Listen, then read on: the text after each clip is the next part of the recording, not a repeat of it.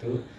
Kami dari dua ingin mempresentasikan tugas kelandang yang berjudul Bagaimana Kedatangan dan Kebijakan Jepang di Kalimantan Barat.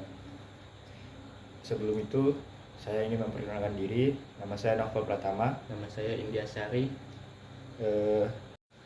Kedatangan Jepang ke Kalimantan Barat, terutama selang Perang Dunia Kedua, merupakan bagian strategi militer Jepang untuk menguasai wilayah Asia Tenggara.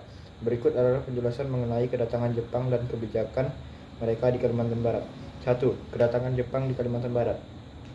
Waktu kedatangan Jepang menduduki Kalimantan Barat pada awal tahun 1942 setelah berhasil mengalahkan pasukan Belanda dalam invasi cepat ke Hindia Belanda.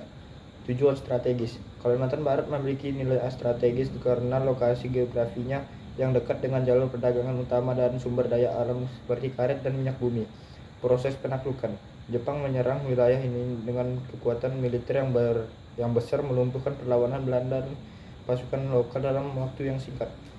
2. Kebijakan Jepang di Kalimantan Barat. Selama pendudukan, Jepang menerapkan berbagai kebijakan yang berdampak signifikan pada masyarakat setempat, termasuk A. Eksploitasi sumber daya. Jepang memaksakan eksploitasi sumber daya alam seperti hasil hutan dan tambang untuk mendukung kebutuhan perang. Warga dipaksa bekerja sebagai buruh paksa (Romusa) di sektor perkebunan, tambang, dan infrastruktur.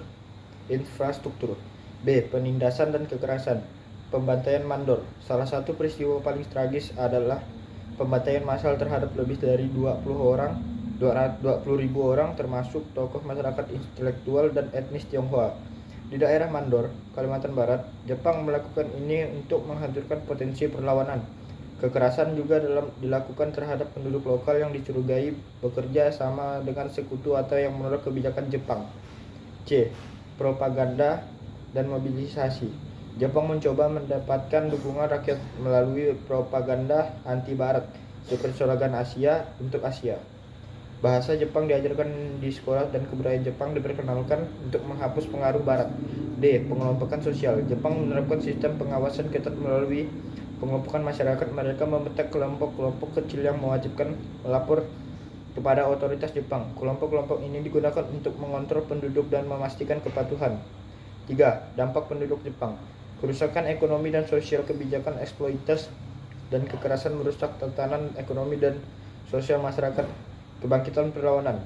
Kekejaman Jepang memicu perlawanan rakyat, baik melalui kelompok gerilya maupun dukungan terhadap sekutu. Luka sejarah. Peristiwa seperti pembantaian Mandor meninggalkan terutama trauma mendalam yang dikenang hingga kini. 4. Penduduk Jepang. Pendudukan Jepang di Kalimantan Barat berakhir pada tahun 1945 setelah Jepang menyerah kepada sekutu. Peristiwa ini menjadi salah satu bagian penting dalam sejarah perjuangan rakyat Indonesia menuju kemerdekaan. 5. Warisan sejarah. Tempat seperti Mandor kini menjadi situs memorial untuk mengenang para korban kekejaman Jepang. Penduduk Jepang juga mengajarkan pentingnya solidaritas.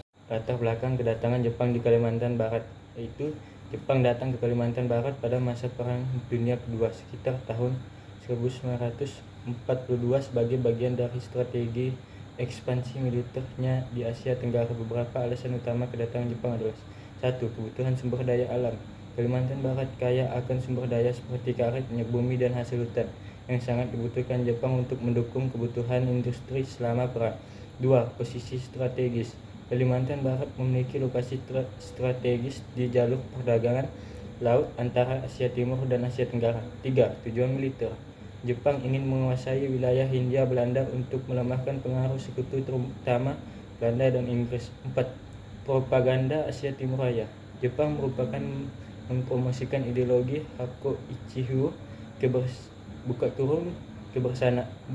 kebersamaan di bawah satu atap, untuk memobilisasi dukungan rakyat lokal meskipun tujuannya adalah eksploitasi. Kebijakan Jepang di Kalimantan Barat. Setelah berhasil menduduki wilayah ini, Jepang menerapkan sejumlah kebijakan yang memengaruhi kehidupan masyarakat. 1. Eksploitasi ekonomi. Jepang mengeksploitasi sumber daya alam seperti kayu dan karet.